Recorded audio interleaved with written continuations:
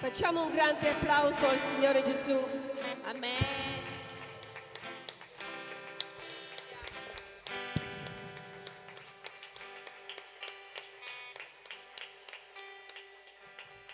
Ringraziamolo.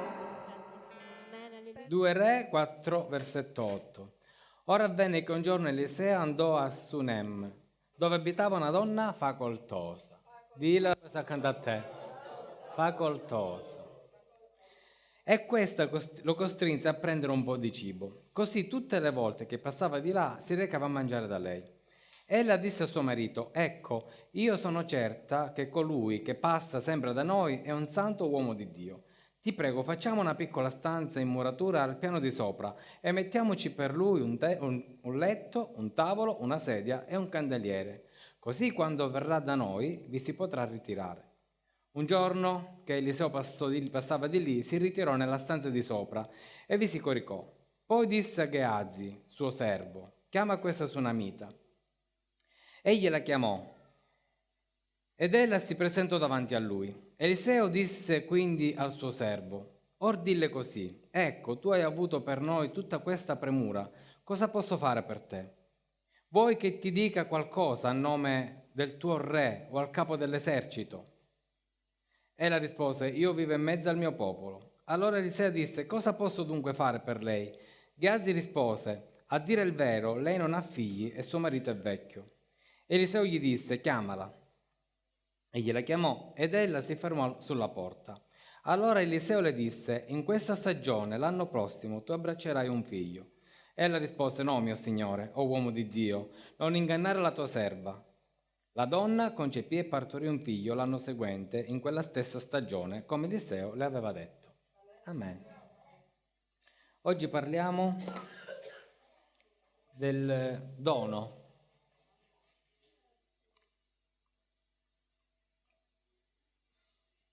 Era una donna facoltosa, questa sunamita, non aveva bisogno di niente, ma aveva in cuor suo un grande sentimento per Eliseo. Aveva riconosciuto in Eliseo che era un uomo di Dio e ha voluto fargli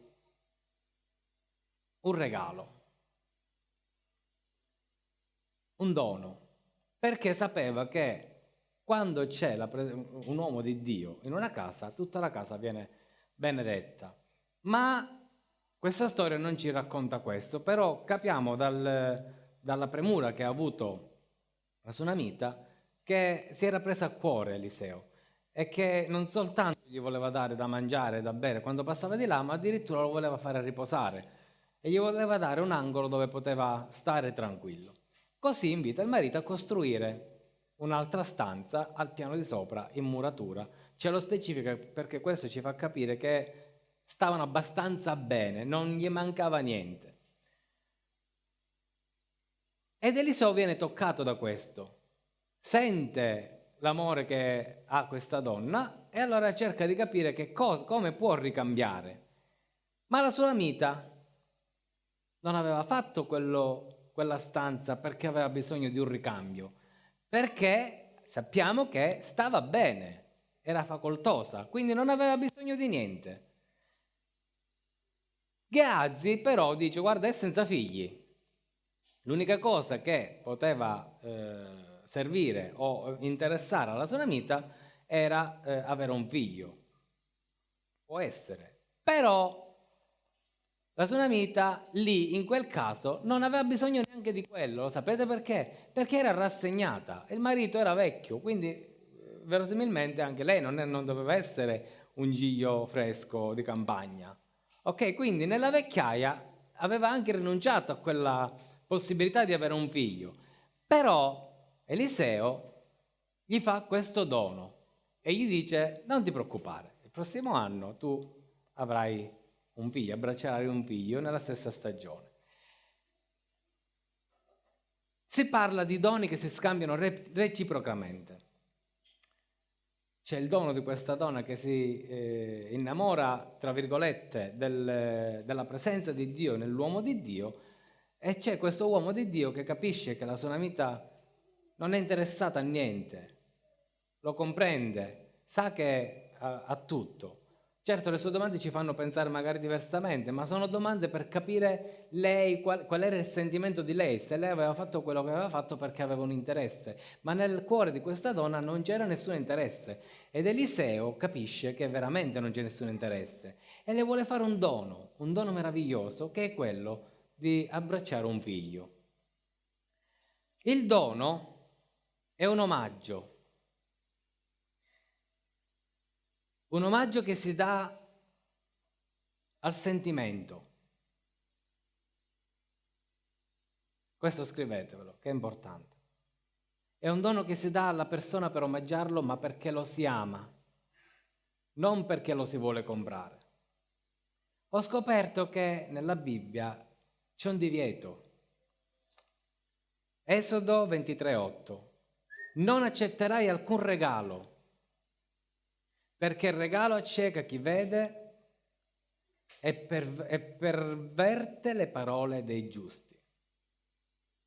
Quindi c'è una differenza tra regalo e dono. Un dono si può accettare perché è qualcosa che non ha interesse, mentre il regalo è qualcosa che può richiedere un interesse. Un dono può essere un regalo, ma se è un regalo fine a se stesso non è un dono. Ok?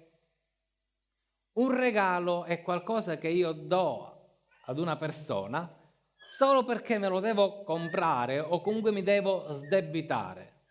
Voi dite, ma allora Eliseo si è sdebitato. No, Eliseo non si è sdebitato, perché la donna aveva tutto e tutto quello che aveva era sufficiente. Le ha voluto dare un dono, ha voluto premiare il sentimento, non ha voluto ricambiare quello che ha fatto, ma il sentimento della donna.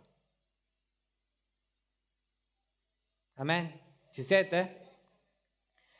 Mentre il regalo è un omaggio alla persona in sé, quindi arriva il Presidente della Repubblica, gli dobbiamo fare un regalo, a prescindere se lo amiamo o meno, ma in quanto tale è necessario che manifestiamo la nostra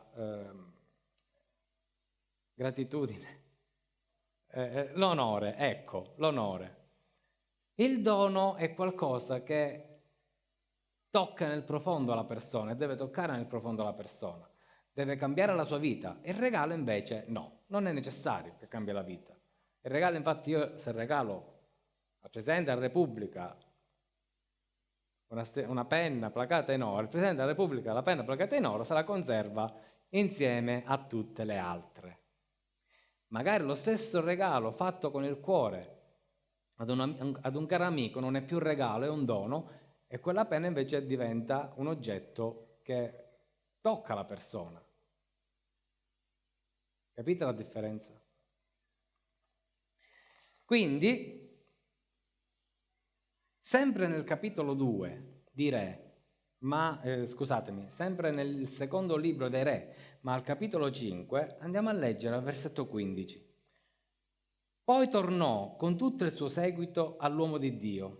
Andò a presentarsi davanti a lui e disse: ecco, ora riconosco che non c'è alcun Dio sulla terra, se non in Israele. Perciò ora ti prego, accetta un dono dal tuo servo. Ma egli rispose: come è vero che vive l'Eterno, alla cui presenza io sto, non accetterò nulla. Naaman insisteva con lui perché accettasse, ma egli rifiutò. Stiamo parlando di Naaman, che era un funzionario, vi ricordate quello che era pieno di lebbra e che aveva bisogno di essere guarito? Si presentò una volta guarito davanti al profeta Eliseo e gli disse: ti voglio dare un dono. Ma in questo caso il profeta Eliseo ha rifiutato.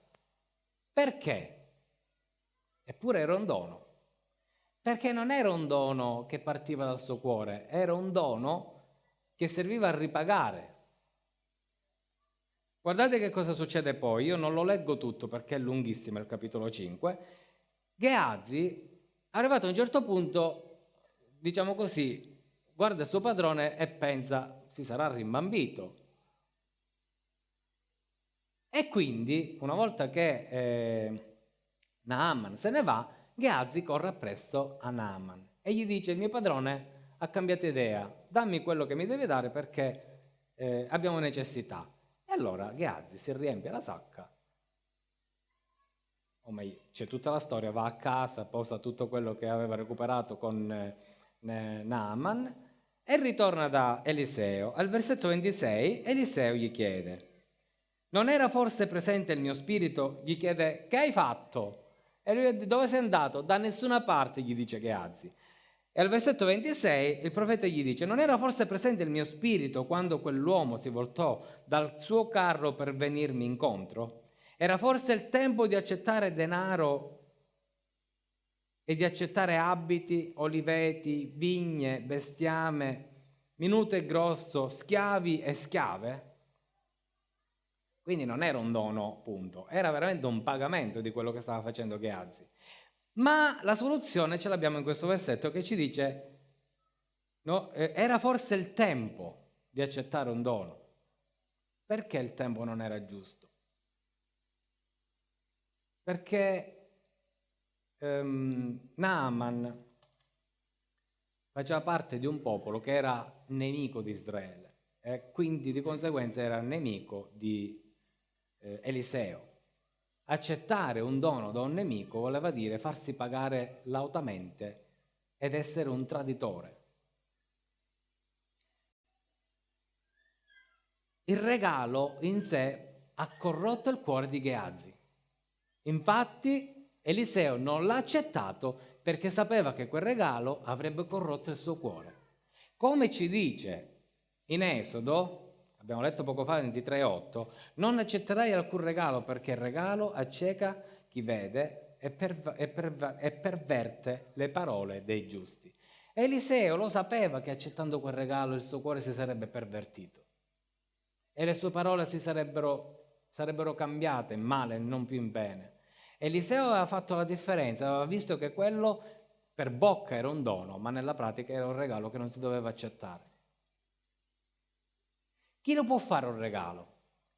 O chiunque. Io lavoro in un posto dove vedo passare regali dalla mattina alla sera, che non sono regali, non pensate che bustarelle, no, passano dei regali, perché il paziente in cuor suo dimostra la sua gratitudine, ma nello stesso tempo il regalo in sé serve a legare le persone e quindi quando io ho di nuovo bisogno già mi trovo il medico pronto. Funziona un po' dappertutto così. Se voi vedete il mondo gira intorno ai regali, non sono doni, è una politica il regalo, perché più grande è il regalo, più io lego le persone a me. Più l'auto è il regalo, più la persona è in debito. Noi facciamo regali perché vogliamo che gli altri stiano in debito con noi. L'unica persona che non richiede debiti è Dio, quindi il suo dono, che è Gesù, non può essere ripagato. Quello è veramente un dono. Gesù è veramente il dono della nostra vita, è il dono della tua vita, perché tu non lo puoi ripagare. Non puoi, e neanche Lui pretende che tu ti leghi a Lui per questo dono. Sei tu che accetti questo dono e ti leghi a Gesù, che ti ha donato la sua vita. Ma non è un regalo da parte di Dio Gesù, perché non può essere ricompensato. Noi non possiamo in alcuna maniera colmare quel dono, cioè ripagare Dio della stessa moneta, diciamo così. Amen? Quindi il regalo non produce niente, muore a se stesso, addirittura può pervertire il giusto. Il dono invece produce altri doni. Il dono di Gesù alla nostra vita ha prodotto altri doni nella nostra vita. Noi siamo diventati un dono prezioso agli occhi di Dio, perché Dio è stato un dono prezioso per noi. Gesù è stato un dono prezioso per noi. Tu sei diventato un dono prezioso, qualcosa che deve essere donato agli altri senza richiedere niente in cambio. Ad immagine di Cristo, se Cristo è il dono perfetto per la nostra salvezza, Ad immagine di Cristo noi diventiamo un dono perfetto per la salvezza di molti nel nome di Gesù. Non ti devi sottovalutare. Tu non sei uno che si vende, né tantomeno uno che si regala. Tu sei un dono prezioso agli occhi di Dio. Amen? Romani 5,15. La grazia però non è come la trasgressione. Se infatti per la trasgressione di uno solo questi molti sono morti, molto più la grazia di Dio e il dono per la grazia di un uomo, Gesù Cristo, hanno abbondato verso molti altri. Quindi Gesù è il dono della tua vita.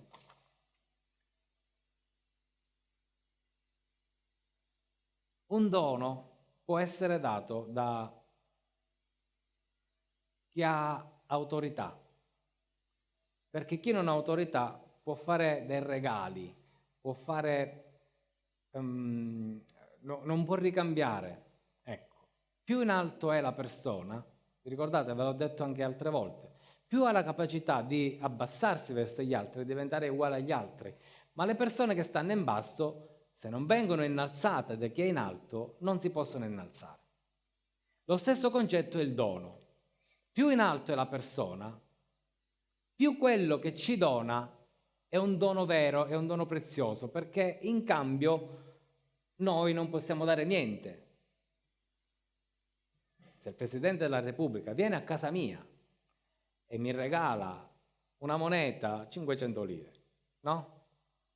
Solo perché è un'autorità, anche se a me fa simpatia o antipatia, ma solo perché è un'autorità, quella moneta può diventare un dono, perché io non posso ricambiare alla stessa maniera e lui non può ricevere niente da me, cioè non pretende niente da me, perché io, tra virgolette, non sono un politico, non sono, non lo so, non sono niente, tra virgolette, quindi chi è in basso non può ricambiare quello che è il dono da chi viene in alto. Quindi chi è un'autorità può dare un dono. Dio che è in autorità su questo mondo, sugli angeli, sui demoni, quello che lui ci dà, ogni cosa che lui ci dà è un dono. Perché noi non possiamo ricambiare, noi possiamo solo accettare, ma non possiamo ricambiare. La nostra stessa vita è un dono, i nostri figli sono un dono. Lo Spirito Santo in noi è un dono. Quando noi preghiamo in lingue è un dono. Dio si manifesta attraverso di noi con i doni spirituali. Il dono perfetto di Gesù nella nostra vita produce altri doni nella nostra vita. Amen. Quindi quello che tu sei non può essere né venduto né regalato. Noi non possiamo andare incontro alle persone sperando che le persone ci ricambino. Quello è una logica del mondo. Nei cieli non c'è questa logica. E siccome noi facciamo parte del regno dei cieli, anche in noi non ci deve essere questa logica. Il dono nella nostra vita ci è stato dato gratis e gratis questo dono lo dobbiamo dare senza chiedere niente in cambio. Amen? Amen. Quindi, chi regala ha un motivo che può essere nobile o non nobile, non ha importanza, ma il regalo ha sempre un fine dietro. E magari si aspetta il contraccambio. Mentre chi dona non ha interesse, non cerca e non desidera il contraccambio. Ma il dono di Dio va oltre ogni logica umana. Perché? Egli dona a coloro che non solo sono sottoposti alla sua autorità, ma sono anche contro di lui. Ci siete? La parola infatti ci dice: perché mentre eravamo ancora senza forza, Cristo a suo tempo è morto per gli empi. Dì la persona accanto a te: senza forza. Cristo è morto per gli empi. Difficilmente infatti qualcuno muore per un giusto, forse qualcuno ardirebbe morire per un uomo debole, ma Dio manifesta il suo amore verso di noi in questo, che mentre eravamo ancora peccatori, dì la persona accanto a te, peccatori. Peccatore significa nemico di Dio. Peccatore significa nemico di Dio, separato da Dio. Mentre eravamo ancora nemici di Dio, Cristo è morto per noi. Perciò, ma lo capite? Cioè, mentre noi eravamo nemici di Dio, Dio ci ha dato un dono. Ora, nel mondo ci possono essere quelli che ci fanno un bel regalo, ci possono essere quelli che ci donano qualcosa di meraviglioso, ma io, persone che donano qualcosa a un nemico, non l'ho mai visto. La grazia di Dio va al di là di ogni logica umana. Cioè, mentre noi eravamo ancora nemici di Dio, Dio si è prodigato per darci un dono meraviglioso che era suo figlio Gesù. Amen. Cioè, mentre noi ancora eravamo nemici. Paolo dice, ma forse uno muore per un giusto, forse. O per qualcuno che ha bisogno, forse. E quindi la domanda che mi è sorta questa notte è, ma se io prendo qualcosa che non mi merito, la sto rubando?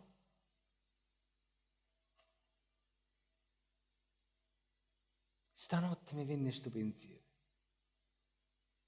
Il ladrone sulla croce si dice che abbia fatto il suo ultimo furto a Gesù e gli abbia strappato la salvezza, il paradiso. Ma se io ricevo un dono da Tizio e io non lo merito quel dono perché Tizio mi fa antipatia, sto rubando. Sto facendo qualcosa che non mi pare giusto. Ditemi se non è sbagliato. Cioè, io neanche ho chiesto scusa a quella persona.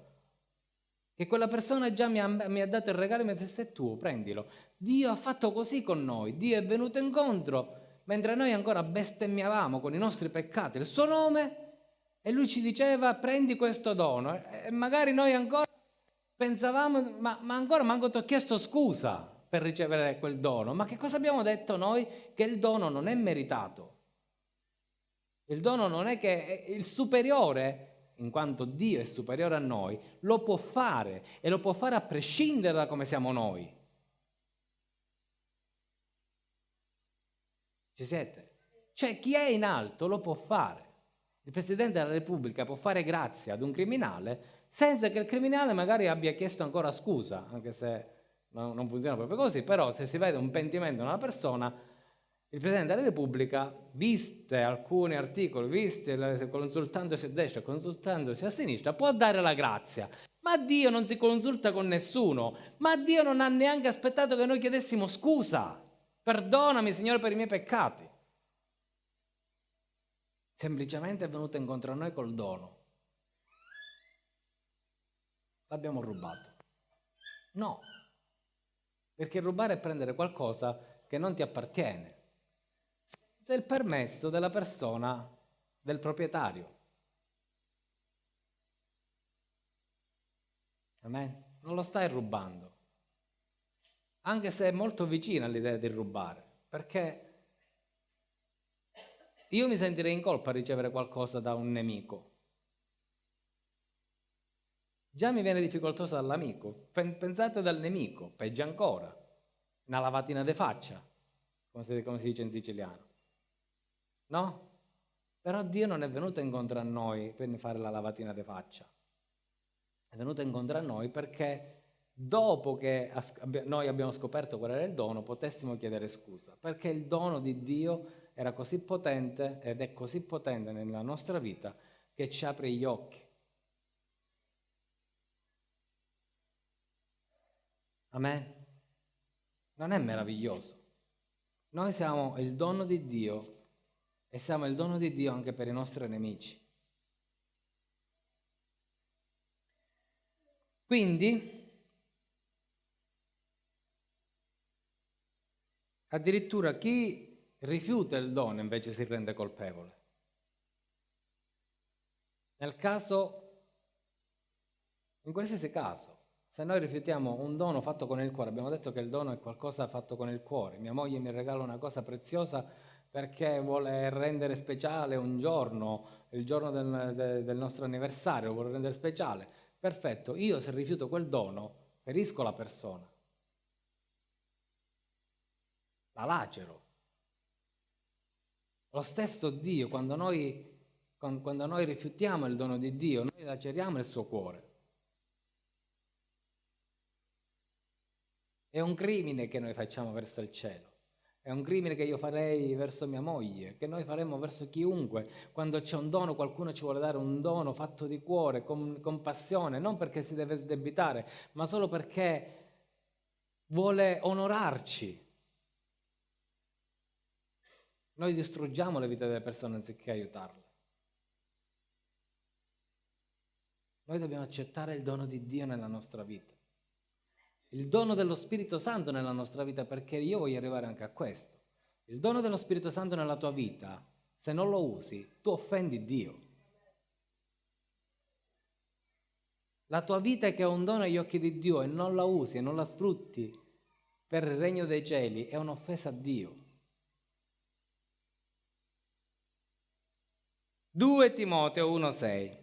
Per questa ragione ti ricordo di ravvivare il dono di Dio che è in te, per l'imposizione delle mani. Quindi Timoteo ha ricevuto un dono da parte di Dio che lui aveva quasi quasi abbandonato.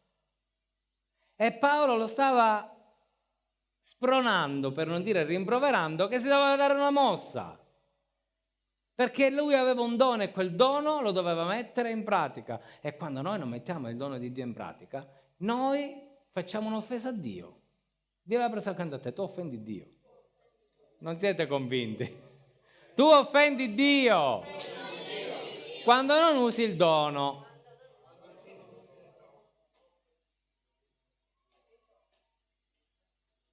Amen. Ci sono 2 tipi di doni. Allora, uno è il dono ministeriale. E nella Bibbia viene tradotta in greco, viene dalla parola domata o donata. E poi c'è il dono spirituale, che è invece quello che noi conosciamo come carismata. Che sarebbe il carisma? Il doma e il carisma. Il ministero e lo spirituale. Timoteo aveva tutti e 2 questi requisiti. Seguitemi. Era sia in autorità, quindi aveva un ministero ed era un'autorità, era anche battezzato in Spirito Santo, quindi aveva anche il carisma, aveva il doma e il carisma. Il dono ministeriale dipende da Dio, ma dipende anche da te. Perché dipende da Dio e dipende anche da te? Perché tutti quanti noi siamo stati investiti dalla potenza di Dio. Ok? Tutti. Questo dipende da Dio. Dio ad ognuno di noi ha dato autorità. Tant'è che lui dice: andate in tutto il mondo, predicate il Vangelo ad ogni creatura. Ok? Tutti noi abbiamo il mandato, il ministero. Ecco. Perché dipende da noi? Perché questo ministero deve maturare. Abbiamo detto anche mercoledì che è necessaria che la sapienza di Dio cresca in noi. Perché voi pensate a un politico che diventa, non so, c'è un film bellissimo che era con, non mi ricordo, quello pelato, che faceva il sindaco, ha fatto il sindaco. Claudio Bisio, non lo so se avete visto questo film. Buongiorno Presidente. Cioè uno che non sapeva niente di politica l'hanno messo là per tutto caso. È ovvio che uno che non ha l'esperienza politica usa l'esperienza umana. Va bene? Nella sua onestà magari è bello il film, ha fatto cose buone, ma voi prendete una qualsiasi persona, domani la mettete là al posto del Presidente, come Presidente della Repubblica, senza conoscenze politiche, non si sa, non sa parlare con le persone, non sa parlare con il Parlamento, non sa parlare con i capi di Stato e gli altri governi. Ok? Perché pur avendo ottenuto il mandato per fare quello, non ha la capacità di fare quello. La capacità si ha nel tempo. Quindi il ministero nella tua vita dipende da Dio perché ti ha dato il ministero, ma dipende da te perché devi crescere nel ministero. Cioè tu hai potenzialmente l'autorità, crescendo nel ministero la tua autorità prende posizione, cioè tu diventi consapevole che in Cristo veramente puoi cacciare il demone, che in Cristo veramente puoi liberare le persone, guarirle e fare scendere lo Spirito Santo sulle persone, ma questo si ottiene nel tempo, non così all'improvviso. Così all'improvviso abbiamo invece il carisma, quello dipende completamente da Dio. Noi non ci mettiamo niente, il ministero cresce nella fede. Il carisma è un dono di Dio così, all'improvviso. Punto. Ce l'hai e ce l'hai per sempre, lo devi portare avanti. Paolo perché dice che si deve svegliare? Perché stava facendo morire il carisma. Perché dice con l'imposizione delle mani. Stava facendo morire sia il carisma sia anche il ministero. Perché? Perché era giovane e tutti dicevano sì, vabbè, tu manco sei capace, sei caroso. Quante volte me lo sentivo dire? Un sacco di volte. Ok, Timoteo aveva questo stesso problema. Molti lo denigravano perché era giovane e Paolo ci disse non te ne deve importare niente, cresci nel tuo ministero, fatti valere perché tu hai ricevuto il tuo ministero, perché lui poi era pastore anche, tu hai ricevuto il tuo ministero per l'imposizione delle mani. Chi era più in alto di te ti ha dato il dono. Dio ci ha dato il dono, ognuno di noi è ministro nei cieli e sulla terra. Tu sei un dono completo per questa terra, devi crescere casomai nel tuo ministero, ma già sei completo, ti devi svegliare. L'investitura c'è, ma devi crescere nella conoscenza, nella sapienza. E chi non usa il dono fa uno sgarbo a Dio, lo offende. Chiaro? Dì la persona accanto a te, non offendere Dio. Più forte? Non offendere Dio. Amen. Quindi Dio si può servire di noi pienamente quando in noi c'è l'autorità e il carisma. E naturalmente l'autorità sottomessa all'autorità Dio. Perché Dio è sempre, noi siamo autorità in delega. È sempre Lui l'autorità al di sopra di noi. Cioè noi per delega abbiamo un'autorità e per delega possiamo cacciare i demoni, ma non perché ascoltano la nostra voce, ma perché noi siamo delegati, siamo ministri delegati di Dio. Amen? Quindi noi siamo chiamati a donare quello che abbiamo ricevuto. Sei chiamato a donare quello che hai ricevuto. Dile alla persona accanto a te, dona. E donati. Senza interesse personale, senza scopo. E il nostro dono deve produrre altri doni. Amen? Ci vogliamo alzare? Signore, noi ti ringraziamo, ti benediciamo. Vogliamo, Signore, venire ancora alla tua presenza, vogliamo metterci davanti a te, vogliamo riconoscere, Signore, i doni che hai messo nella nostra vita. Vogliamo, Signore, che questi doni possano essere messi a tua disposizione. Vogliamo, Signore, metterci a tua disposizione questa sera come doni viventi. Vogliamo metterci alla tua presenza. Vogliamo essere usati da te, Signore, con forza, con potenza, nel nome di Gesù. Spirito Santo, fino ad ora ti abbiamo impedito di servirti di noi, impedito di servire il mondo secondo lo Spirito e non secondo la carne. Abbiamo preferito regalare pastiglie di parola di Dio, ma non donare noi stessi, non donare la tua parola. Vieni, Spirito Santo, da oggi insegnaci, Signore, cosa vuol dire donare. Tu ti sei donato a noi senza interessi, senza pensare, senza freno, senza guardare a come noi ti abbiamo offeso. Tu ti sei donato a questo mondo, Signore. Grazie per questo meraviglioso dono. Padre, noi ti ringraziamo perché da questo dono noi abbiamo ricevuto una salvezza eterna, una salvezza perfetta. Grazie Signore per la tua bontà, per la tua misericordia. Anche noi vogliamo essere così, Signore, così buoni e così misericordiosi. Noi vogliamo essere un dono perfetto alla tua presenza, come vogliamo essere un dono perfetto per tutti coloro che tu manderai nella nostra casa, davanti a noi. Vogliamo essere ministri, Signore, come tu ci hai fatti, ci hai mandati.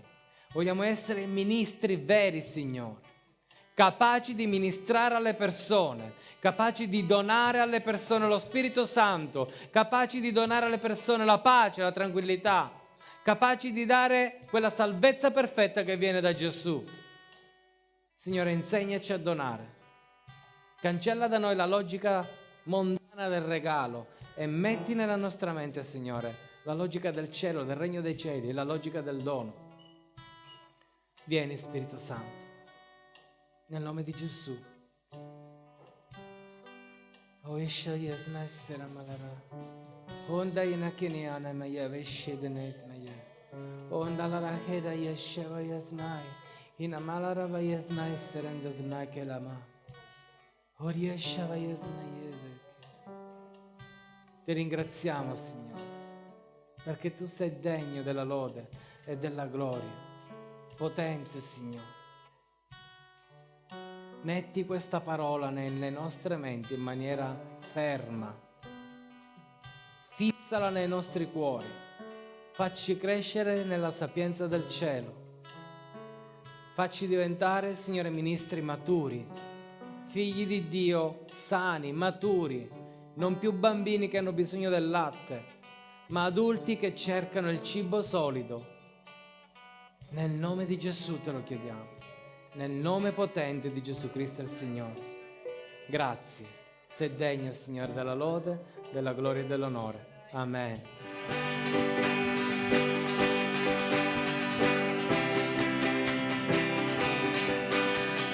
Alzo gli occhi verso i monti, da dove mi verrà l'aiuto. Alzo gli occhi verso i monti, dove mi verrà l'aiuto? Il mio aiuto viene dal Signore, che ha fatto i cieli e la terra. Il mio aiuto viene dal Signore, che ha fatto i cieli e la terra. Il tuo piede non vacillerà, il tuo Dio non sonnecchierà, il tuo Dio ti proteggerà. E per certo Lui non dormirà, il tuo Dio ti custodirà, la tua vita salva sarà, il tuo uscire Lui difenderà, e il tuo entrare Egli guarderà.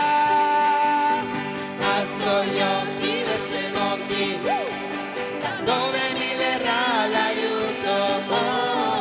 Alzo gli occhi verso i monti, da dove mi verrà l'aiuto?